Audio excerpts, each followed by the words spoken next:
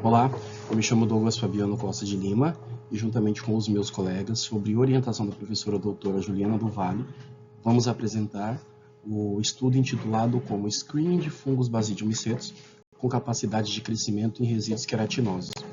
Antes de a gente começar, a gente precisa... o que são os resíduos queratinosos? Os resíduos queratinosos, eles são constituídos por uma proteína chamada queratina. E onde eles estão presentes? Eles estão presentes nas unhas, nas penas, nos chifres, nos bicos, nas garras. Então, todo resíduo que contém essa proteína chamada queratina é classificado como os resíduos queratinosos. Alguns estudos vêm buscando novas formas de destinação desses resíduos e até mesmo o aproveitamento do mesmo. Porém, existe um desafio na reutilização desses resíduos. Por esta proteína chamada queratina ser uma proteína extremamente recalcitrante, é muito difícil a sua utilização, a sua quebra, a sua hidrólise. Então, muitos estudos vêm buscando formas de hidrolisar estes resíduos para um futuro aproveitamento. E uma das formas que vem sido realizada é com a utilização de enzimas. Enzimas que têm a capacidade de fazer a hidrólise destes resíduos. Então, com isso, o objetivo desse estudo foi de identificar fungos Basidium micetus que tenham a capacidade de produzir queratinases e, consequentemente, degradar esses resíduos queratinosos. Foram utilizadas nesse estudo 16 espécies de fungos Basidium micetus. Esses fungos eles estão na micoteca do Laboratório de Biologia Molecular da Unipar. Essas 16 espécies foram empregadas procurando investigar se elas possuem a capacidade de produzir enzimas queratinases ou não. Para isso, utilizamos dois tipos de resíduos queratinosos, que foram pelos e penas. Esses pelos e essas penas foram adquiridos na cidade de Maringá, Paraná, e eles foram preparados para análise. Eles foram higienizados, logo após a higienização eles foram secados em estufa por 60 graus a 24 horas. Após isso, eles foram fragmentados mais ou menos em 5 milímetros e foram acondicionados em recipientes para o momento da análise.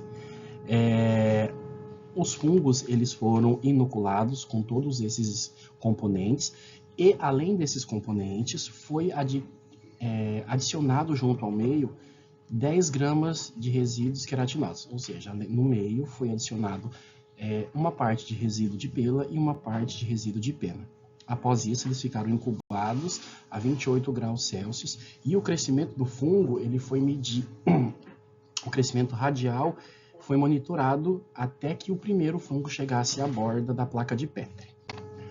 Após isso, foi medido radialmente com uma régua milimétrica o crescimento dos fungos e esses crescimentos, os resultados dessa medição foram feitas análises estatísticas e nós chegamos à conclusão que das 16 espécies em que nós testamos a produção de queratinase, lembrando que o resíduo queratinoso ele funcionava como fonte de carbono para o fungo, para o crescimento fúngico, não existia mais nenhuma fonte de carbono no meio em que foi inoculado.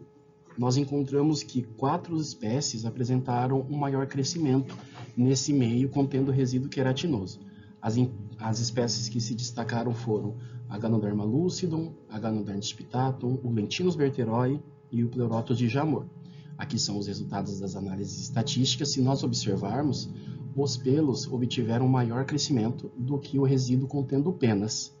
Então, aqui observa-se nesse primeiro resultado que os fungos tiveram maior crescimento com resíduos contendo penas. Deve-se ao fato de encontrar um crescimento maior em pelos do que em penas, porque a queratina ela possui duas classificações. Elas possuem as alfas-queratinas e elas possuem as betas-queratinas. As alfas-queratinas, por mais que sejam difíceis de degradação, são mais fáceis do que as betas-queratinas. E com isso, as alfas-queratinas estão presentes nos pelos e as betas-queratinas estão presentes nas penas. Chega-se à conclusão que a degradação dos pelos são mais fáceis devido à sua conformação em alfa-queratina do que nas penas, que a conformação é em beta-queratina. Essas foram algumas das referências que eu utilizei para o trabalho. Muito obrigado.